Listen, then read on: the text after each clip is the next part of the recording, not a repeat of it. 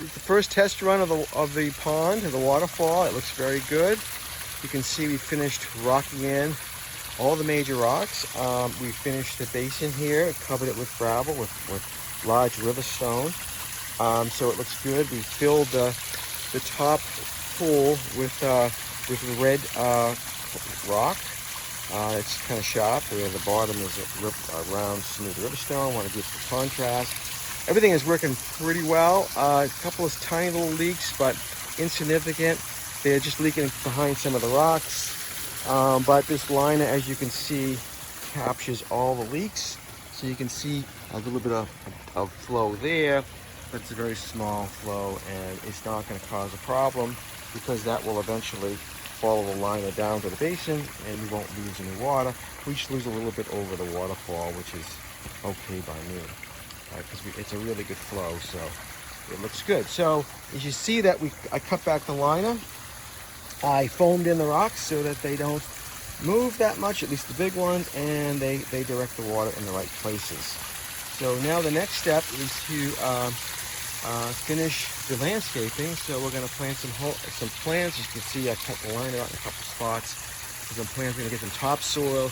We're going to now put some plants around the feature, and then we're going to use the rest of these rocks to go ahead and rock out really a landscape, larger landscape section of this berm. Okay, so today we're going to be doing some landscaping around our pond. We picked out some nice plants, Lynn and I. We got some seagrasses, and we got, what are these, hon? That is a butterfly bush. Butterfly bush. Some tickseed or coreopsis. Okay. With the orange flowers, and behind the orange flowers is some lavender. Right here. Lavender, yes. And in front of that, yellow and orange flowers are lantana.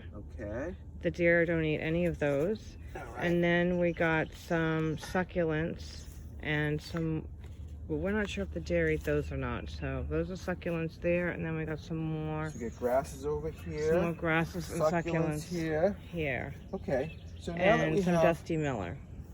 very good. So now that we have our plantings, we're going to go ahead and do some plantings around the pond.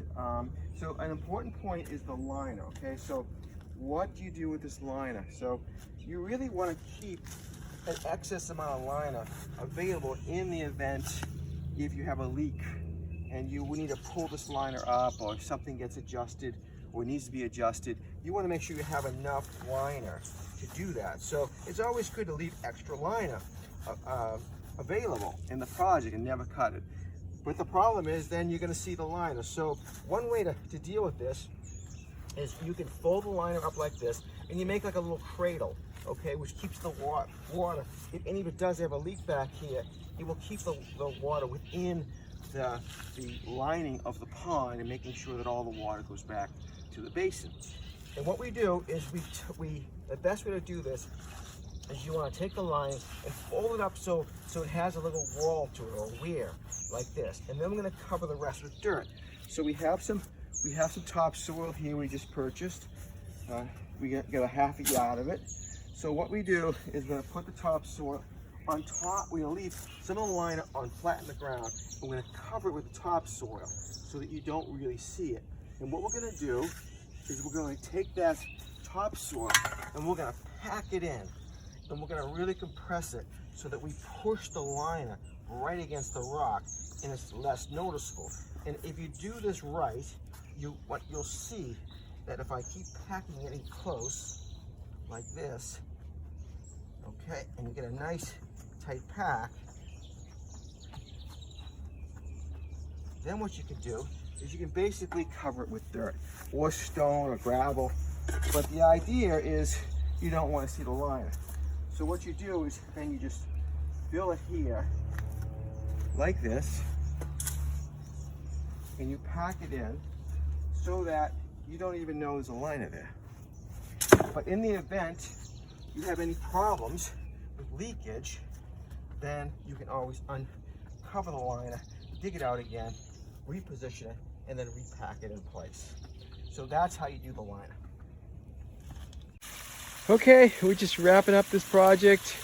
We've done the landscaping, as you can see. The fountain came out, the waterfall came out very nice.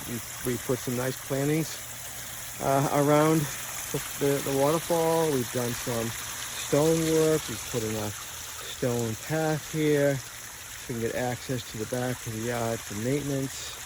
But it came out pretty good, I must say. It's quite a project. The only thing left we're doing, as you see now, we're mulching. And that's the very last step of the project. And you can see we've mulched in the back, and we're going to work our way around the front. So I think all in all, it came out terrific. I'm very impressed with what we've done here and beyond my expectations. So it was a job that we're very proud of. And I would say that if I can do it, you can do it. So I had help.